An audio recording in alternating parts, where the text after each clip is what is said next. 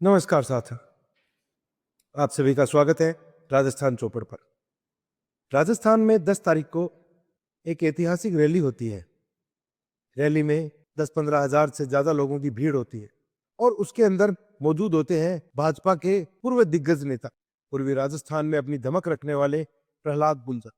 Rally Govind Singh Dotasra द्वारा अध्यक्षता करी जाती है। वहां मौजूद रहते हैं कांग्रेस के बड़े नेता और जाजपुर से विधायक धीरज गुज्जर भी। यह रैली राजस्थान में एक संदेश देने के लिए दी गई थी।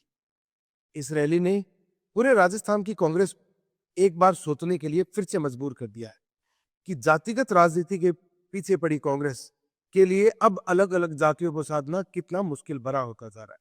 आज हम इस वीडियो के माध्यम से समझेंगे कांग्रेस का जातीय गणित, और उसके अंदर भी अगर देखें तो गुज्जर जाति का जातीय गणित जो कांग्रेस के भीतर अच्छी खासी उबाले मान रहा है।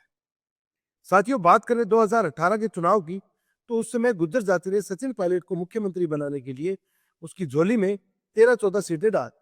लेकिन महज 5 साल बाद ही जब गुज्जरों को पता चला कि उनके हिस्से कुछ नहीं आया, तो उन्होंने इस बार वही सीटें कम कर 3 सीटों पर ला दी। इन सब से घबराकर गोविंद सिंह डोटासरा और अशोक गहलोत ने विधानसभा चुनावों के बाद 2024 में प्रहलाद गुंजल को भाजपा से कांग्रेस में लेकर आए और प्रहलाद गुंजल को कांग्रेस ज्वाइन करवाने के बाद यह उनकी बहुत बड़ी रैली उसके बाद हुई। प्रहलाद गुंजल लोकसभा चुनाव हारे, ओम बिरला सांसद बने, लेकिन परसों जो रैली हुई उस रैली के अंदर जिस प्रकार के समीकरण देखने को मिले, उनसे एक बात तो तय हो गई कि राजस्थान कांग्रेस के अंदर अभी सब कुछ भी ठीक नहीं है। इन लोगों ने लगभग 5 या 6 धड़े बना लिए हैं जो अलग अलग तरह से काम कर रहे हैं एक ही समय पर। बात करते हैं रैली के दिन की। 10 तारीख 11 बजे रैली शुरू होती है, अच्छी खासी भीड़ जुटती है। रैली के अंदर मीणा नेताओं के साथ साथ प्रहलाद गुंजल, गोविंद सिंह डोटासरा, धीरज गुज्जर मंच पर मौजूद रहते हैं।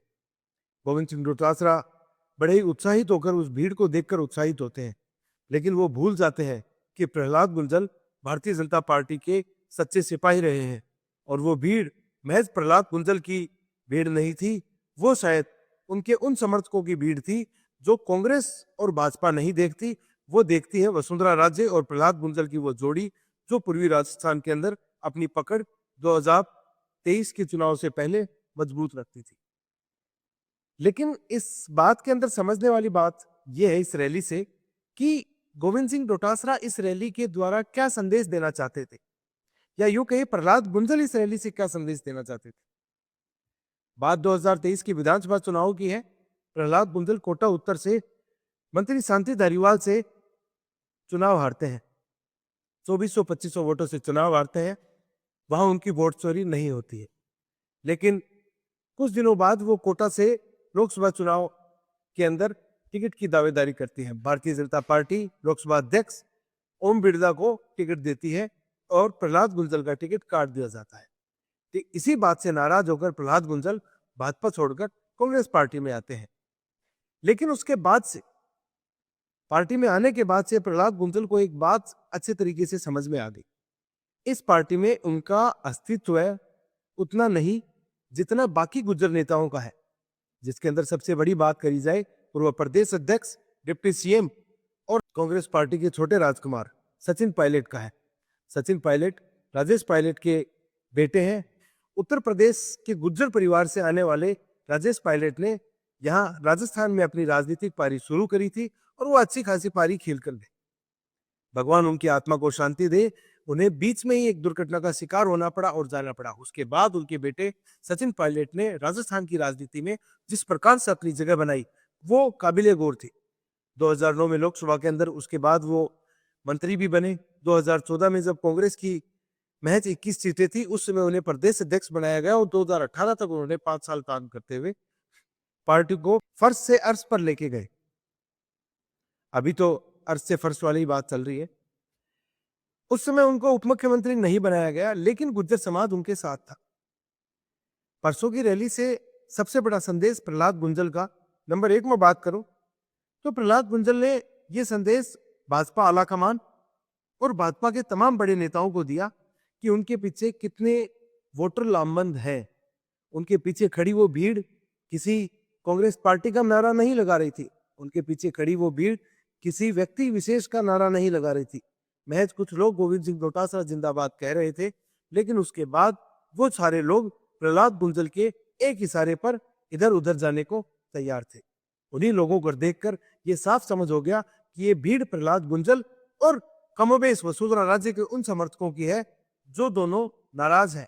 एक तरफ वो लोग नाराज हैं क्योंकि वसुंधरा राजे को मुख्यमंत्री नहीं बनाया गया। पूर्वी राजस्थान के गुज्जर वोटर प्रहलाद बुंजल के कहने के ऊपर भाजपा के अंदर अच्छी खासी तादाद में वोट करते आए हैं। साथियों, बात करते हैं कुछ दिनों पहले की। सचिन पायलट ने अपना जन्मदिन मेवाड़ में मनवाया।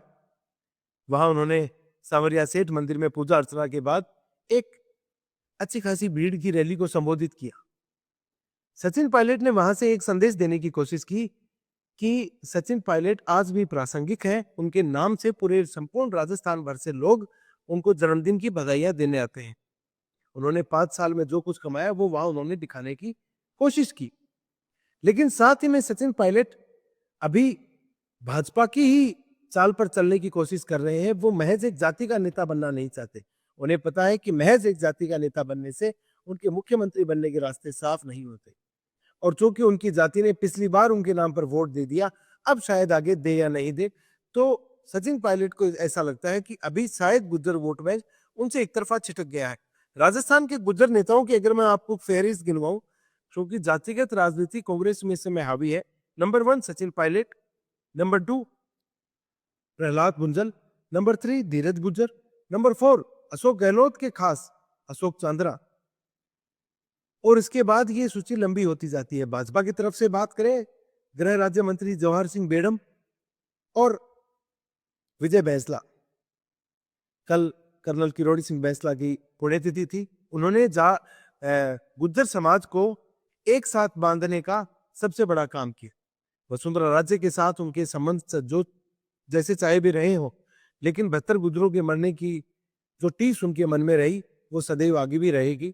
उस समय की वसुंधरा सरकार का वो कार्य शायद गुज्जर वोटर नहीं भूल पाएंगे।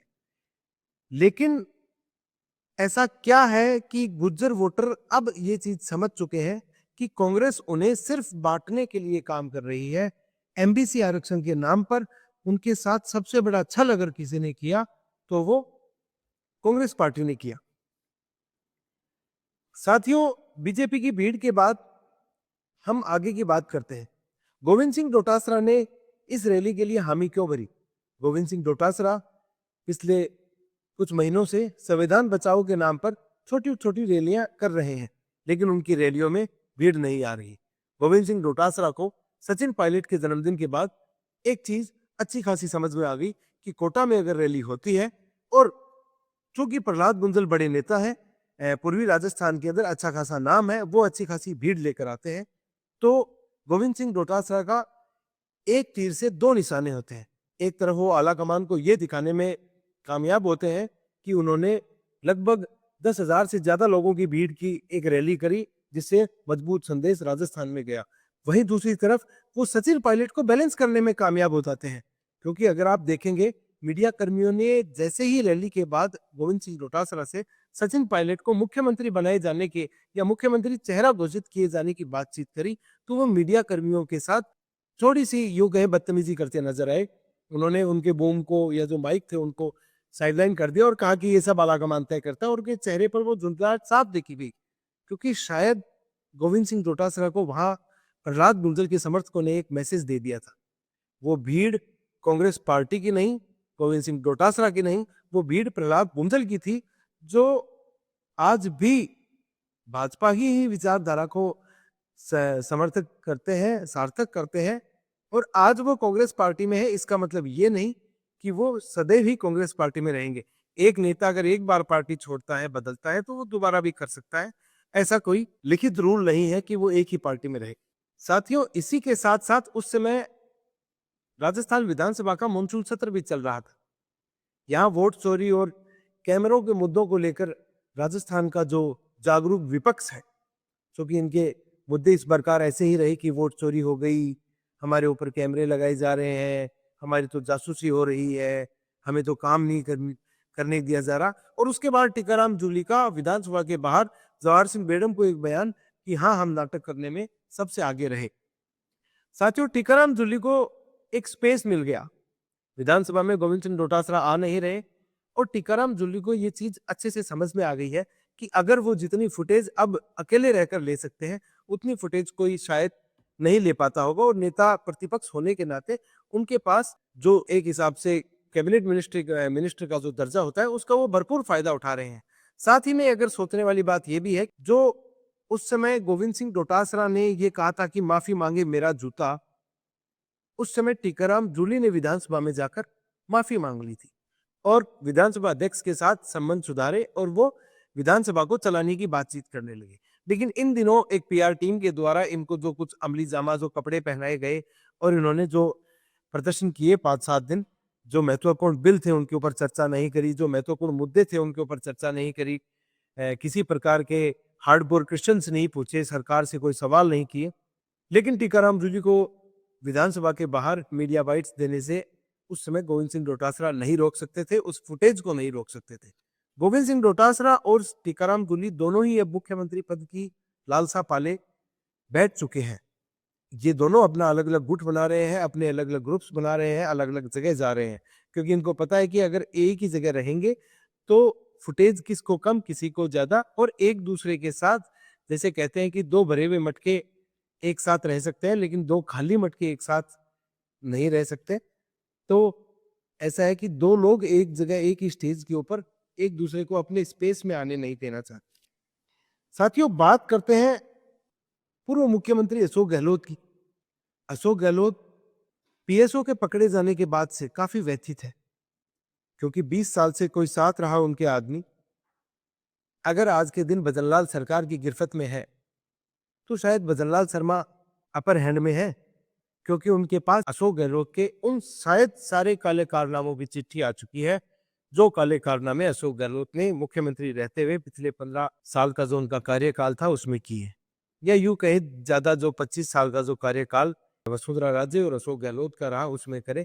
क्योंकि इसके बाद अशोक गहलोत लगातार दौरों पर हैं, दिल्ली गए, लोगों से मिलने की कोशिशें करी, कांग्रेस के अलावा इतर भी वो कई लोगों से मिले। उसके बाद वो राजस्थान आते हैं और कल परसों एक बयान देते हैं कि वसुंधरा राजे अगर मुख्यमंत्री होती तो उन्हें संघर्ष करने में मजा आता। साथियों, इस बयान के मायने क्या है? इस बयान के मायने ये है कि उन्हें साफ पता है, अशोक गहलोत को ये चीज साफ पता है कि मुख्यमंत्री भजनलाल शर्मा चूंकि नए हैं, थोड़ा अभी शायद पेस उतना पकड़ नहीं पाए हैं, लेकिन 1.5 साल के अंदर जितनी कार्रवाइयां कर ली गई हैं वो देखकर उनको लग रहा है कि जब अभी पेस पकड़ा नहीं है और उसके अंदर भी 200-300 गिरफ्तारियां, फर्जी सर्टिफिकेट्स का, फर्जी नौकरियों का, टेंडर घोटाला, जितने घोटाले पहले हो चुके, जमीनों में घोटाले करे, पट्टे बांटने में जो घोटाले किए, खुद के परिवारजनों को जो जमीन अलॉट करी गई उनमें घोटाले किए, या 2011-12 में उस समय रॉबर्ट वाड्रा को जमीन दी गई उनमें जो घोटाले किए, उन सभी की फाइलें भजनलाल शर्मा लगातार निकाल रहे हैं और लगातार काम हो रहा है। तो वो सोच रहे हैं कि महज 1.5 साल में अगर धीमी रफ्तार से इतनी वो हुआ है, तो जब ये पेस पकड़ेंगे तब तो शायद अशोक गहलोत का स्वयं का बच पाना भी मुश्किल होगा। अभी अशोक गहलोत के करीबी रहे महेश जोशी जेल में है। जल जीवन मिशन घोटाले में उन्होंने अशोक गहलोत को अच्छा खासा पैसा कमा कर दिया, लेकिन उनका साथ कोई नहीं दे पाएगा क्योंकि वो स्वयं भी आरोपित है। अशोक गहलोत ये चाहते हैं कि वसुंधरा राजे अगर मुख्यमंत्री होती तो उन्हें संघर्ष करने में मजा आता। इसका मतलब अशोक गहलोत को संघर्ष करना नहीं पड़ता, 4 साल आराम करते, 1 साल उठते और उनको लगता कि अब राजस्थान की जनता दोबारा उनको चुन लेगी। लेकिन इस बार अशोक गहलोत, गोविंद सिंह डोटासरा, सचिन पायलट, टीकाराम जूली समेत तमाम कांग्रेस के नेता ये चीज अच्छे से समझ चुके हैं। नया नेतृत्व आया है, नेतृत्व परिवर्तन के अंदर राजस्थान की जनता उन्हें धरातल पर पसंद कर रही है, काम हो रहे हैं, भ्रष्टाचार में अच्छी खासी कमी आई है, नौकरियों में निष्पक्षता आई है, अधिकारियों के काम करने के तरीकों में बदलाव आया है और सीएमआर के ऊपर करी जाने वाली, सीएम हेल्पलाइन के ऊपर करी जाने वाली शिकायतों का त्वरित समाधान हो रहा है। मुख्यमंत्री जन सुनवाई के अंदर आने वाले हर व्यक्ति की हर समस्या का समाधान हो रहा है।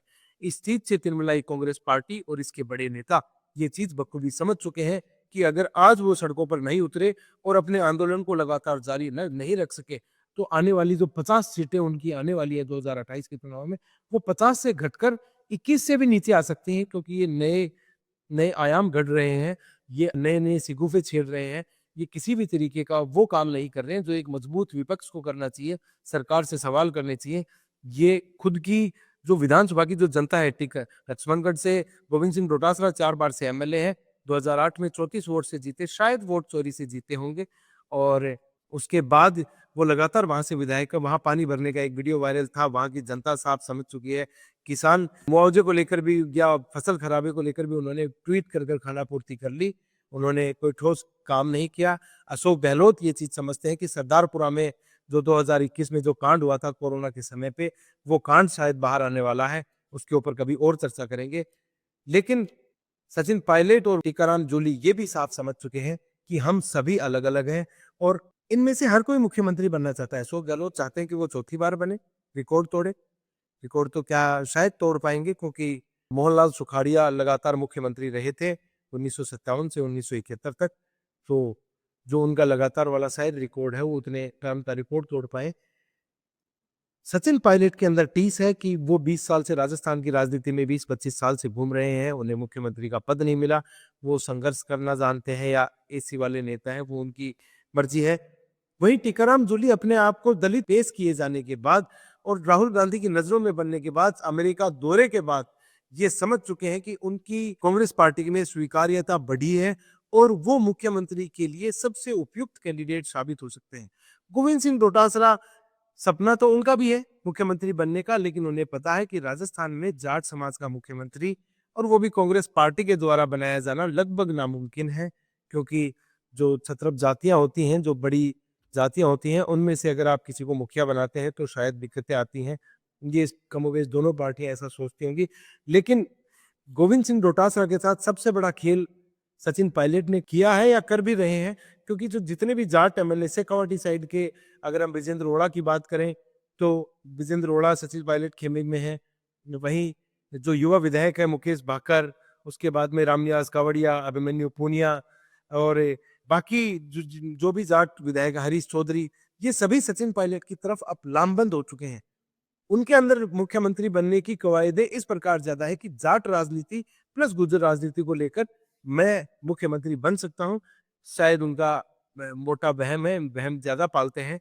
और गोविंद सिंह डोटासरा ये चीज ऐसे सोच रहे हैं कि मैं जाट समाज का, मेरे से जो ले जाया गया है, जो वोट बैंक छीन रहे हैं सचिन पायलट, उसके लिए मैं गुर्जर वोट बैंक साथ रखूं। और उन्होंने प्रहलाद गुंजल को अपने साथ मिलाया, कोटा में रैली करी और एक संदेश दिया सचिन पायलट को और आला कमान को कि मेरे साथ गुज्जर है। सचिन पायलट ने जन्मदिन पर आला कमान को संदेश ये भिजवाया था कि मेरे साथ जाट है।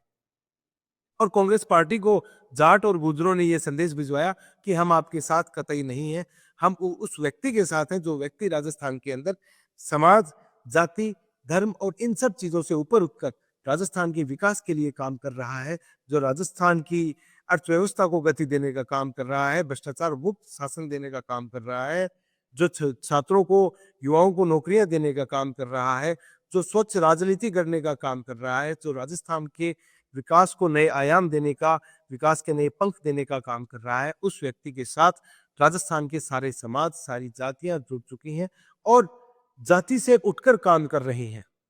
सभी समाज के जितने भी युवा देख रहे हैं इस समय, वो सभी बात कर रहे हैं कि हमें जाति से ऊपर उठकर सोचना होगा। राष्ट्र एक है, राष्ट्र के बाद हम राज्य के ऊपर सोचें, राज्य के बाद जब हम अपने समाज की बात करें, वहां हम जरूर अपनी जातियों को देख सकते हैं। लेकिन जब बात राष्ट्र के विकास की हो, राज्य के विकास की हो, उसमें हम जातियों को, इनको छोड़कर आगे बढ़े। वहीं कांग्रेस पार्टी ये सोच रही है कि हम जातियों को तोड़कर आगे बढ़े। इस भावनाओं भरी एनालिसिस के बाद इजाजत लेते हैं आपसे। अगली बार मुलाकात करेंगे कुछ नए खुलासों के साथ। अशोक गहलोत का सरदारपुरा का क्या मामला है, बात करेंगे अगले वीडियो में। तब तक के लिए नमस्कार।